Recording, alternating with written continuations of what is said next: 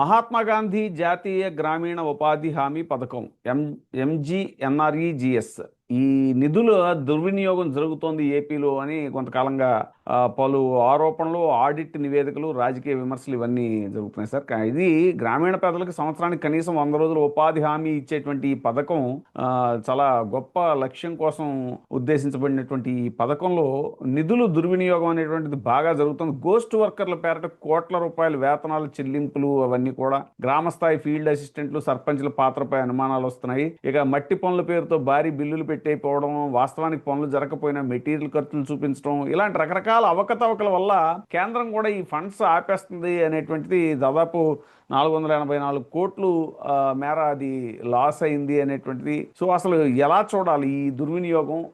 మరేమో ఇది పంచాయతీ రాజ్ శాఖ కిందకు వస్తుంది. మరి ఇప్పుడు పవన్ కళ్యాణ్ గారే దానికి మంత్రి కూడా.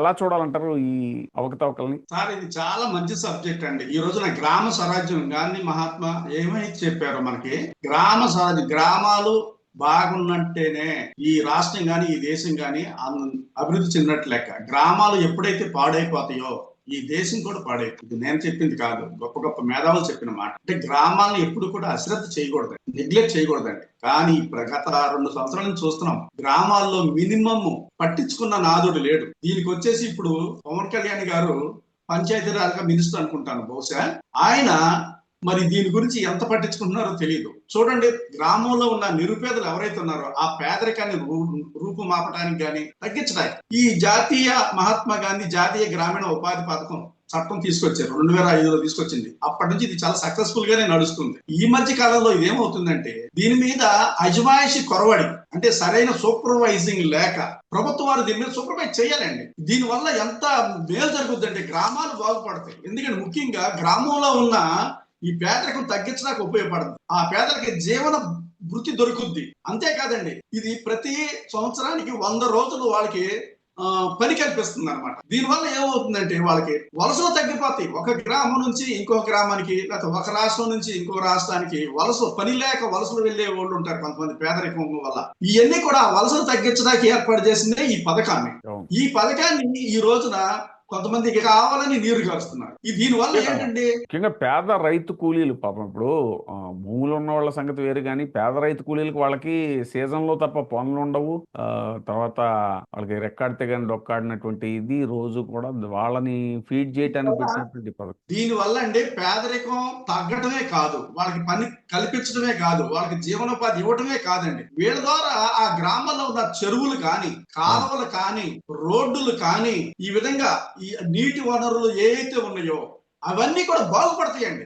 వీళ్ళ ద్వారా ఆ పనులన్నీ చేయించడం జరుగుతుంది. సో ఆ గ్రామంలో అన్ని సౌకర్యాలు క్రియేట్ అవుతాయి, చక్కగా మంచిగా ఉంటాయి అన్నమాట. ఈ కాలువలు బాగుపడటం వల్ల గానీ, రోడ్లు బాగుపడటం వల్ల గానీ, చెరువులు బాగుపడటం వల్ల గానీ, ఇవన్నీ కూడా గ్రామాన్ని ఇంకా మంచిగా డెవలప్ అయ్యేలాగా చూస్తుందన్నమాట ఈ పథకం. దీంతో ఏమవుతుంది, ఇటు ప్రజలకు ఉపాధి దొరుకుతుంది, ఇటు గ్రామం బాగుపడుతుంది, సౌకర్యాలు ఏర్పాటు జరుగుతుంది. దీన్ని అశ్రద్ధ చేయడం వల్ల ఏమవుతుందండి, ఇప్పుడు దగ్గర 484 కోట్ల రూపాయలు ఇది లాస్ లో నడుస్తుంది. ఇప్పుడు దీని పర్యవేక్షణ సరిగ్గా లేదు, తగ్గిపోయింది. 484 కోట్లు ఇప్పుడు నష్టం వచ్చింది. దీంతో ఏమవుతుంది, సెంట్రల్ గవర్నమెంట్ దీన్ని తగ్గించడానికి ప్రయత్నం చేస్తున్నారు. ఈ రోజున ఇప్పుడు ఈ పేదవాళ్ళకి పని లేకుండా పోయింది గ్రామాల్లో. ఆ గ్రామాలను భ్రష్టు పట్టిపోయింది. ప్రస్తుతం ప్రభుత్వాలు ఎలా ఉన్నాయంటే గ్రామాలను పట్టించుకునే పరిస్థితులు లేవు. వీళ్ళు ఎంతసేపు నగరీకరణే చూసుకుంటున్నారు. మీరు అన్నారు ఇప్పుడు గ్లాస్ ఫిట్టింగ్ కి 2500 కోట్లని, పెద్ద పెద్ద భవనాలు, అంతస్తులు ఇవే చూసుకుంటున్నారు తప్ప. అంటే దీని వల్ల ఏమవుతుందంటే గ్రామాల్లో ప్రజలకి ఉపాధి లేక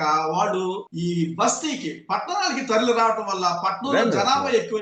హైదరాబాద్ క్యాపిటల్ ఉన్నప్పుడు కూడా జరిగింది అదే. మొత్తం సెంట్రలైజ్ అయిపోవటం వల్ల డెవలప్మెంట్ అంతా కూడా మిగతా ఇది రూరల్ ఏరియాస్ కానీ అవన్నీ పట్టించుకోకపోవటం, ఆ డీసెంట్రలైజ్డ్ డెవలప్మెంట్ లేకపోవటం వల్లే కదా అసలు ఈ తెలంగాణ లాంటి ఉద్యమాలన్నీ కూడా మళ్ళీ ఫ్లేరప్ అయ్యి ఆ స్థాయిలో వచ్చి రాష్ట్ర విభజన కూడా కారణం అయ్యాయని అంటారు కొంతమంది విశ్లేషకులు. 100% అండి. గ్రామాలు ఎప్పుడైతే అభివృద్ధి చెందుతాయో అప్పుడు ఒకటే చెప్తున్నానండి, గ్రామాలు అభివృద్ధి చెందితే పనుల కోసం బస్తీకి ఇల్లు రారు.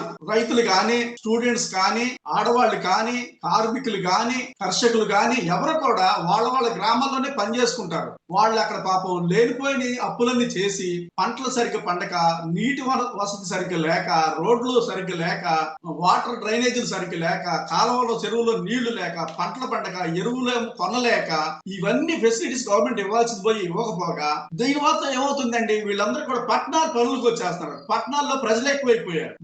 దానికి కాస్ట్ ఆఫ్ లివింగ్ పెరిగిపోతుంది, పేదరికం పెరిగిపోయింది. దాంతో లేనిపోయిన సమస్యలన్నీ వస్తున్నాయి ఈ రోజున. సో గ్రామాలన్నీ ఖాళీ అయిపోయినాయండి.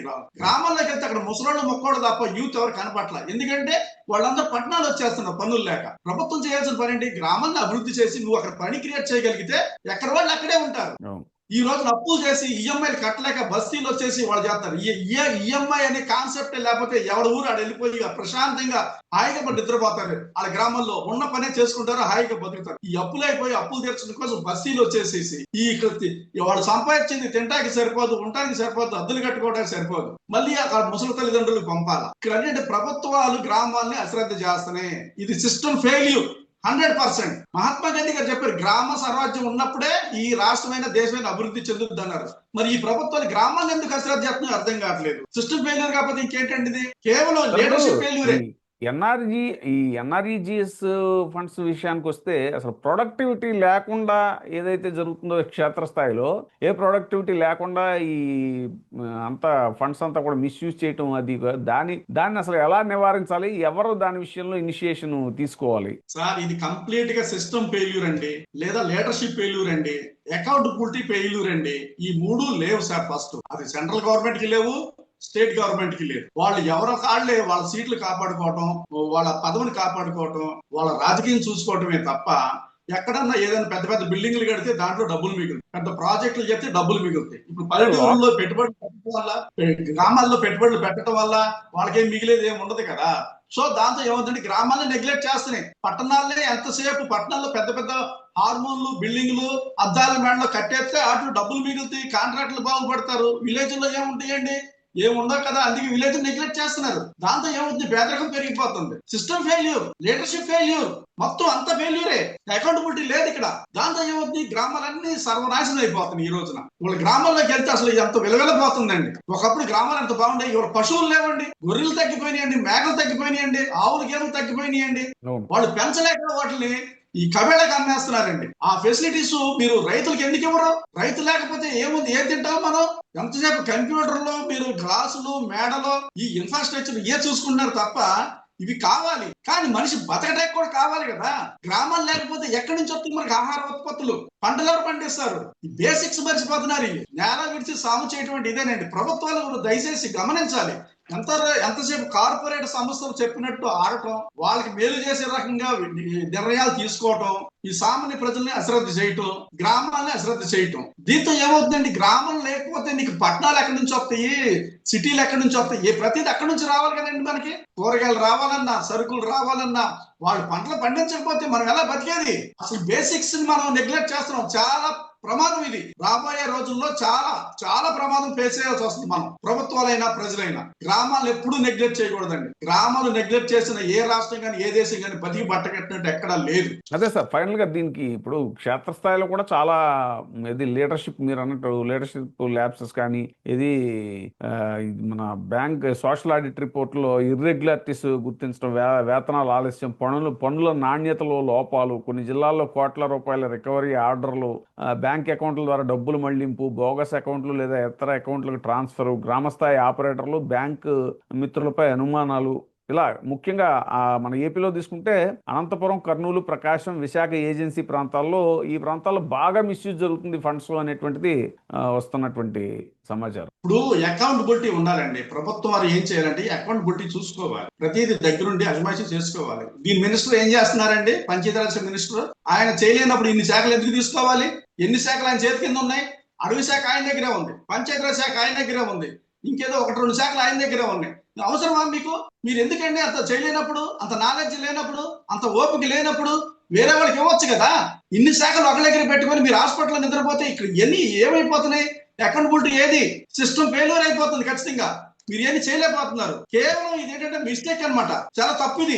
మిస్ మేనేజ్మెంట్ అంటాం దీన్ని. మీకు మేనేజ్మెంట్ చేయడం రావట్లేదు, అంత మిస్ మేనేజ్మెంట్ జరుగుతుంది ఇక్కడ. దీంతో ఎంత నష్టం జరుగుతుంది. యాక్చువల్ గా అసలు ఈ ఫీల్డ్ లెవెల్లో ఈ ల్యాప్సెస్ అన్నిటినీ అప్పుడు ఇది చేయటానికే వాలంటీర్ వ్యవస్థ బాగా ఉపయోగపడేది, ఇటువంటివన్నీ కూడా ల్యాప్సెస్ ఇవ్వడానికి. బట్ ఆ రోజున వాలంటరీ వ్యవస్థ ఉన్నప్పుడు అంతా పర్ఫెక్ట్ గా జరిగింది. ఈ రోజున మళ్ళీ చూడండి ఎలా ఉంది పరిస్థితి. ముసలి వాళ్ళందరూ సచివాలయాల దగ్గర లైన్ కడుతున్నారండి. వాలంటరీ వ్యవస్థ పెన్షన్ల గురించి కాదండి, ఇటువంటివన్నీ కూడా ఇప్పుడు ఈ ఎన్ఆర్ఈజిఎస్ ఫండ్స్ ఇంకోటి ఇవన్నీ సూపర్వైజ్ చేయడానికి కూడా బాగా ఆ వ్యవస్థ ఉపయోగపడేది. చూద్దాం సార్. అమ్మ పెట్టదో అడుగుతుంది ఒక్క మాట, అమ్మ పెట్టదో అడుగు తెలియదని సామెత ఉంది. ఇప్పుడు ఉన్న సిస్టమ్ ని మీరు మొత్తం కొల్యూట్ చేశారు, మొత్తం పాడు చేశారు. మీరు అడ్మినిస్ట్రేషన్ రన్ చేయలేకపోతున్నారు. వాలంటీర్ వ్యవస్థ ఉన్నప్పుడు ఎంత బాగా నడిచిందండి సచివాలయం కానీ, విలేజ్ గ్రామాలు కానీ. ఇప్పుడు గవర్నమెంట్ డిపార్ట్మెంట్ కి అఫీషియల్స్ కి ప్రజలకి మధ్యలో మంచి బ్రిడ్జ్ లా ఉండేవారు. ఎంత బాగుంది సార్ సిస్టమ్ ఆ రోజున. ఈ రోజున సిస్టమ్ అంతా కొలాప్స్ అయిపోయింది. ఇది సిస్టమ్ ఫెయిల్యూర్. మీ పరిపాలన వైఫల్యమే ఇదంతా. అందులో ఎటువంటి సందేహం లేదు. ప్రజలు ఏడుస్తున్నారు సార్. మళ్ళీ ముసలాళ్ళు మొక్కళ్ళు లైన్ కడుతున్నారు ఎర్ర టెండలో పెన్షన్. ఏడిస్తే ఉపయోగం లేదండి, ఏడిస్తే ఉపయోగం లేదు, రియలైజ్ అవ్వాలి. చూద్దాం సార్ ముందు పరిణామాలు ఎలా ఉంటాయి. Thank you very much sir. మరో అంశంతో మళ్ళీ కలుద్దాం. Thank you. ఇప్పుడే సబ్స్క్రైబ్ చేయండి, లైక్ చేయండి, షేర్ చేయండి. WEITV ప్రైమ్, మీ ఉత్తమాభిరుచుల సమ్మేళనం.